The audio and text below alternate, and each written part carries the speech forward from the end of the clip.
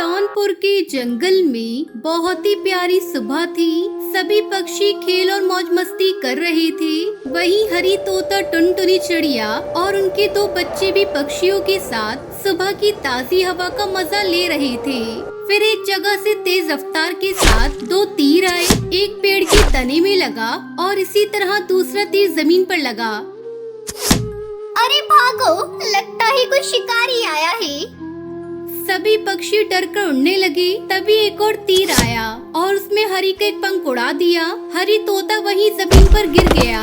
टुनटुनी चिल्लाते हुए हरी तोता की तरफ आगे बढ़ी। अरे ये क्या हो गया तुम्हारे साथ? अब तुम मेरा पंख थामो और उड़ने की कोशिश करो। तब तक आप लोग हमारे इस वीडियो को लाइक और अगर आपने हमारे चैनल को सब्सक्राइब नहीं किया है तो जल्दी से सब्सक्राइब कर लें और कमेंट सेक्शन में जरूर बताएं कि आपको हमारी ये कहानी कैसी लगी।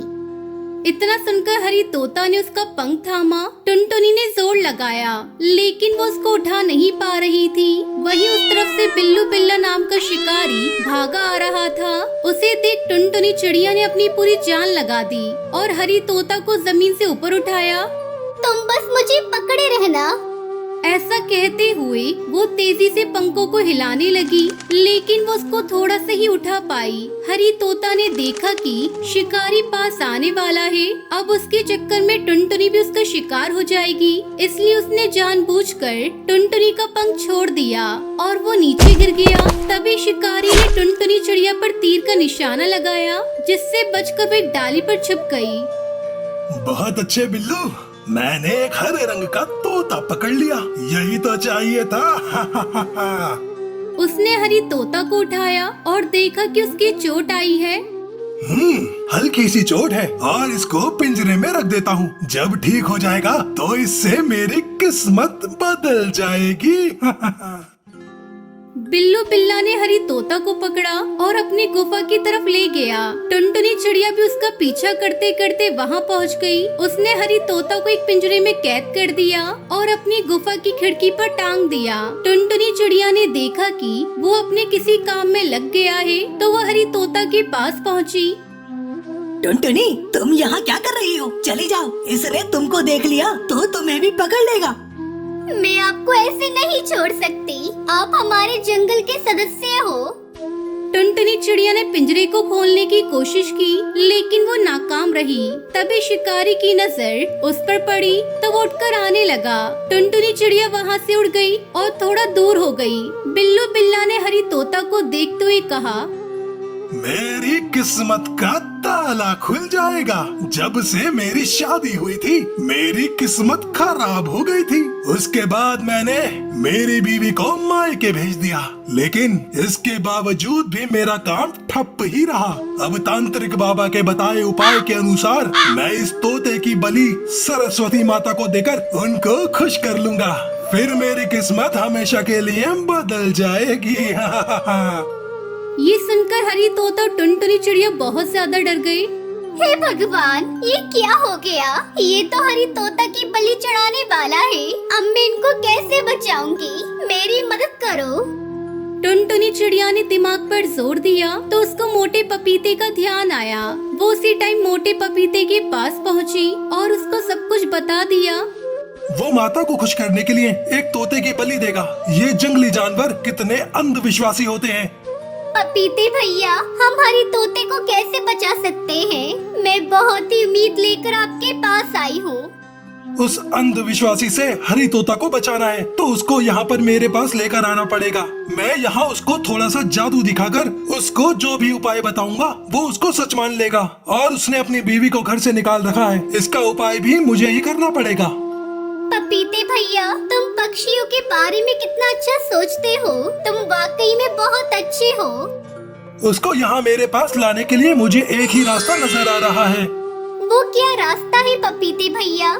तुम मेरे पेड़ से एक पत्ता तोड़कर ले जाओ। ये पत्ता तुम उसकी गुफा में डाल देना।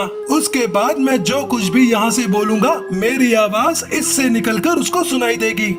पेड़ की बात सुनकर टुनटुनी चिड़िया ने ऐसा ही किया। उसने पपीते का एक पत्ता तोड़ा और उसको बिल्लू बिल्ला की गुफा के अंदर डाल दिया। फिर पपीते ने बोलना शुरू किया, ओ बिल्लू बिल्ले, ये किसकी आवाज है? कौन है यहाँ? मैं पपीता महाराज बोल रहा हूँ। तुझे अगर अपनी परेशानियाँ खत्म करनी है तो आज शाम तक मोटे पपीते के पेड़ के पास पहुँच जा, वरना तेरा सर्वनाश तय है। मोटा पपीता ये कहाँ मिलेगा? इसी जंगल में तालाब के किनारे एक पपीते का पेड़ है, वहाँ तुझे तेरी परेशानियों का हल मिल जाएगा। इतना सुनते ही बिल्लू बिल्ला खुश हुआ और उसी टाइम तालाब की तरफ चला गया। वहाँ पर टुनटुनी चिड़िया, उसके बच्चे और कुछ पक्षी छुपकर सब कुछ देख रहे थे। शायद यही मोटे पपीते का पेड़ है। अब मोटे पपीते ने अपना जादू दिखाना शुरू किया। जितने भी पपीते पेड़ पर लटके थे वो चांद की तरह चमकने लगे। ये चमत्कार देखकर उसकी आंखें खुली की खुली रह गईं। फिर मोटा पपीता एक देवी की आवाज में बोला, बिल्लू बिल्ले, मैं सरस्वती माता हूँ, तुम्हारी समस्याओं का समाधान करने आई हूँ। ये सुनते ही वो खुश हो गया और पपीते से बोला, माता रानी, आखिर आपने मेरी सुनी ली। आप ही को खुश करने के लिए मैं तोते की बलि देने वाला हूँ, उसे स्वीकार करना। मूर्ख, वही पाप करने से मैं तुझको रोकने आई हूँ। जिस तांत्रिक ने तुझे वो उपाय बताया था वो ढोंगी है। तोते या फिर किसी भी बेजुबान पक्षी की बलि लेकर भला मैं क्यों खुश होंगी? तो माता रानी, मुझे बताइए कि किस तरह से आपको खुश करूं, जिससे मेरी परेशानियां दूर हो जाएं। तूने परेशानी आने पर अपनी बीवी का दिल दुखाया और उसको मायके भेज दिया, और अब यहाँ आकर एक तोते को पकड़कर उसको मारने की सोच रहा है। सबसे पहले उस तोते को आजाद कर, वो अपने परिवार से मिल जाएगा और तुझे दुआएं देगा। उसके बाद अपनी बीवी से माफी मांगकर उसको अपने घर वापस लेकर आ। फिर अपना काम दोबारा से शुरू कर। कुछ ही दिन में तेरी मेहनत रंग लाएगी और तेरी सारी परेशानियाँ दूर हो जाएंगी। ठीक है माता रानी, मैं ऐसा ही करूँगा। फिर उसने अपनी गुफा में जाकर हरी तोते को आजाद कर दिया।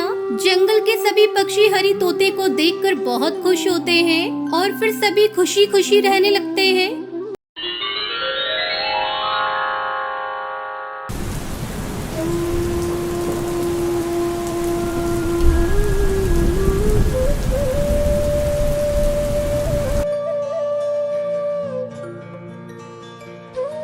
बेटा कालू, अब तू बड़ा हो गया है तो मैं चाहती हूँ कि तू शादी कर ले, और तेरी शादी करने के बाद घर में बहू आएगी, घर में बच्चे होंगे तो घर में और भी मन लगेगा। मेरा बहुत मन करता है कि मैं तेरे बेटे को अपनी गोद में खिलाऊं। अरे दादी माँ, शादी वादी में कुछ नहीं रखा है। आज मैं शादी करके आ भी जाऊँ तो तुम खुद ही कुछ दिनों में बहू से परेशान हो जाओगी और उसे तरह तरह के ताने दिया करोगी।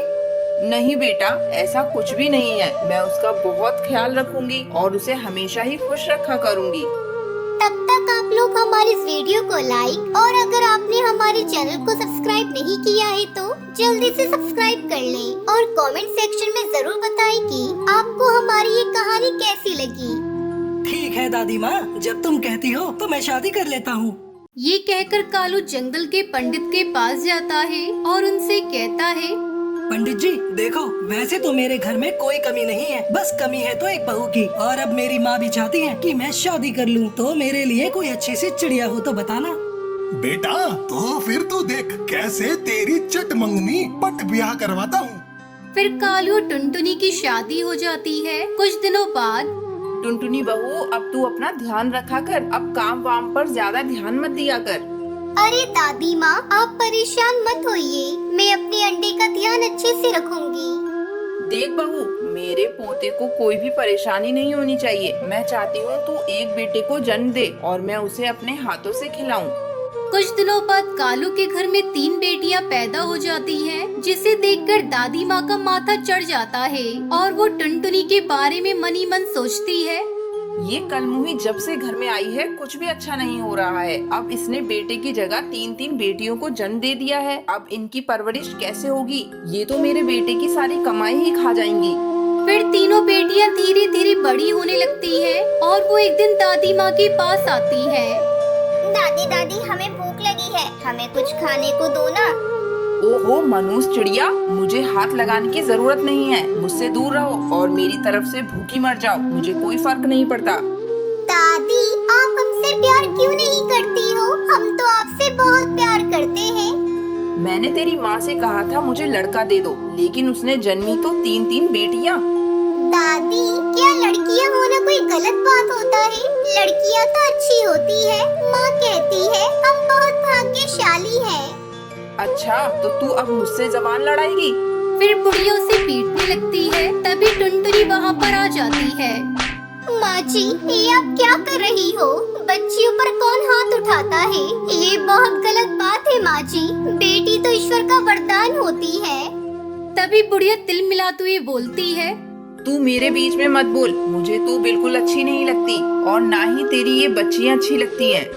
फिर सबसे छोटी बच्ची अपनी दादी से कहती है, बुढ़िया, तू भी हमें अच्छी नहीं लगती है। तू भाग जा हमारे घर से। 24 घंटे बकर बकर बकर करती रहती है। जब देखो हमारी माँ को और हमें सुनाती रहती है। देखो देखो, कल की छोकरी मुझसे ही बातें बनाने लगी है। देख मैं अब तेरा क्या हाल करूँगी। फिर अगली सुबह बाहर बहुत तेज बारिश हो रही होती है। सुंदरी दादी के दिमाग में एक तरकीब आती है और वो छोटी बच्ची जो कि सोई हुई होती है उसके पास जाती है। फिर सुंदरी उसे उठाकर एक छोटे से कपड़े में बांध देती है और तेज बारिश में उसे बाहर छोड़कर आ जाती है। पर सुनहरी की भी आँख खुल जाती है और वो अपनी दादी को ऐसा करते हुए देख लेती है। दूसरी तरफ टुनटुनी माँ को अपनी बेटी का आभास हो जाता है। अरे छोटी कहाँ गई? इतनी जल्दी तो उठती नहीं है। हो सकता है बाहर खेलने गई हो। ये कहकर टुनटुनी घर के बाहर देखती है। बाहर बहुत तेज बारिश हो रही होती है। हे भगवान, ये रातों रात इतनी बारिश कैसे हो गई? ये अचानक से क्या हो गया? मुझे अपनी बेटी को बचाना होगा। फिर टुनटुनी छोटी को ढूंढती हुई घर के बाहर जाती है। छोटी, ओ छोटी, तू कहाँ है बेटा? छोटी इधर आ। टुनटुनी को जंगल की नहर के पास उसे पेड़ के नीचे अपनी तौलिया का कपड़ा दिखाई देता है। अरे ये तो मेरी तौलिया है। अचानक से यहाँ पेड़ के पास कैसे आ गई? ये सब कैसे हुआ? तभी सुनहरी अपनी माँ के पास आती है और वो अपनी माँ को सब बता देती है। ये सुनकर टुनटुनी गुस्से से अपनी सास से बोलती है, माँ जी, अगर आपको मेरी बेटियाँ पसंद नहीं है तो मैं तुम्हारे घर को छोड़कर चली जाती हूँ। पर तुमने आज मेरी छोटी बेटी मुझसे छीनी है। तुम्हें बेटियाँ पसंद नहीं है ना? जबकि तुम खुद एक बेटी रही होंगी। माँ जी, आपने मेरे साथ ऐसा क्यों किया? भगवान आपको कभी माफ नहीं करेंगे। इतना सुनते ही सुंदरी की आंखों में आंसू आ जाते हैं और वो कहती है, मैंने तुम लोगों के साथ कभी भी अच्छा नहीं किया, फिर भी तुम्हारी बातों ने मेरा दिल जीत लिया और मुझे पता चल गया कि बेटा और बेटी सब एक जैसे होते हैं। उनमें कोई भेदभाव नहीं होता। उस दिन के बाद से पूरा परिवार खुशी खुशी एक साथ रहने लगता है।